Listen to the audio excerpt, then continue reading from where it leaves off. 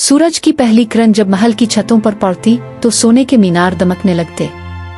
बादशाह की सल्तनत अमन और सुकून से भरपूर थी। बागीचों में फूल महक रहे थे, फवारे गुनगुना रहे थे और परिंदों की चहचहाहट से सुबह का आगाज होता। महल की सबसे बुलंद और बाला बालकोनी पर एक नाजुक सी शहजादी खड़ी थी जिसका नाम ज़ेवरनोश था।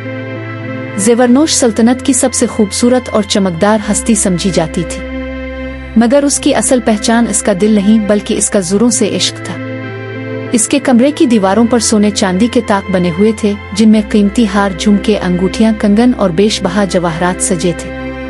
हर सुबह वो आईने के सामने बैठती, दर्जनों जेवर निकालती, एक एक करके पहनती और जब तक मुकम्मल मुतमईन न हो किसी को अंदर आने की इजाजत न देती। ज़ेवरनोश का कहना था, खूबसूरती को चमक के बगैर मुकम्मल नहीं समझा जा सकता।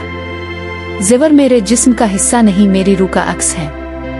एक दिन जब महल में जश्न की तैयारी हो रही थी, एक पुरअसरार सौदागर महल के दरवाजे पर आया। उसके कंधे पर काली चादर, हाथ में एक खूबसूरत नीले नीलम से जड़ा हार था जो धूप में दमक रहा था।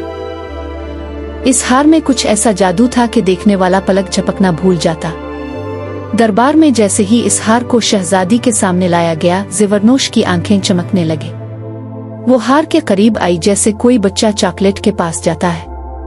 इसने सौदागर से कीमत पूछी, मगर सौदागर ने मुस्कुरा कर कहा, यह हार हर किसी के लिए नहीं, जो लालच से पाक हो वही इसे पहनने के काबिल होता है। शहजादी ने इसकी बात को एक कहानी समझकर हंसी में उड़ा दिया।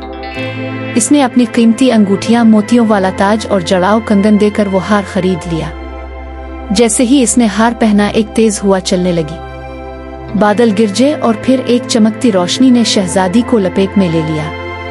पलक झपकने से पहले वो दरबार से गायब हो चुकी थी।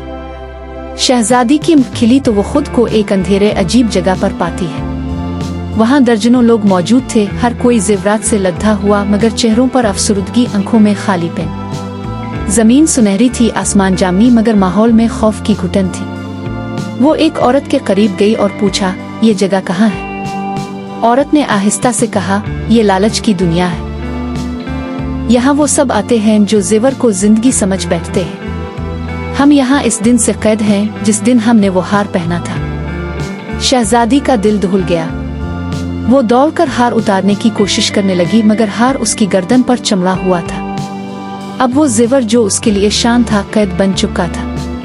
वो दिनों तक भटकती रही, वहाँ वक्त का कोई हिसाब ना था। कुछ लम्हे सदियां लगते थे, कुछ घंटे लम्हे बन जाते थे। एक दिन जब वो मायूसी की इंतहा को पहुंच गई, एक छोटा बच्चा इसके करीब आया। वो भी कैद में था, मगर उसकी आंखों में उम्मीद की चमक थी। शहजादी ने बेइख्तियार अपना कंगन निकाला और इस बच्चे के हाथ में रख दिया। लम्हे भर में बच्चा आजाद हो गया, रोशनी में बदलकर आसमान की तरफ परवाज कर गया। फिजा में खुशबू फैल गई और शहजादी को एक नई हकीकत का एहसास हुआ। वो समझ गई कि असल खुशी ज़ेवर रखने में नहीं, बांटने में है। वो एक एक करके अपने ज़ेवरात दूसरे कैदियों में तकसीम करने लगी। हर ज़ेवर एक जंजीर खोल देता, एक कैद खत्म करता। आखिर में जब सिर्फ जादुई हार बचा तो वो एक छोटी यतीम बच्ची के गिले में डाल दिया। जैसे ही हार उसके गिले से निकला, एक रोशनी ने शहजादी को लपेटा और वो वापस महल में जा पहुंची। महल में हर कोई हैरान था।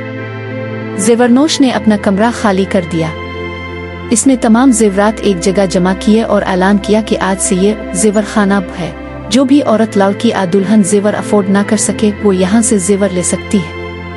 अब ज़ेवरनोश सादा लिबास पहनती, मगर उसके चेहरे पर एक रोशनी होती जो किसी भी कीमती हार से ज्यादा दमकती। इसकी आवाज में वो नरमी आ गई थी जो सिर्फ कुर्बानी से आती है, और उसकी आंखों में वो चमक थी जो किसी की मदद करके हासिल होती है।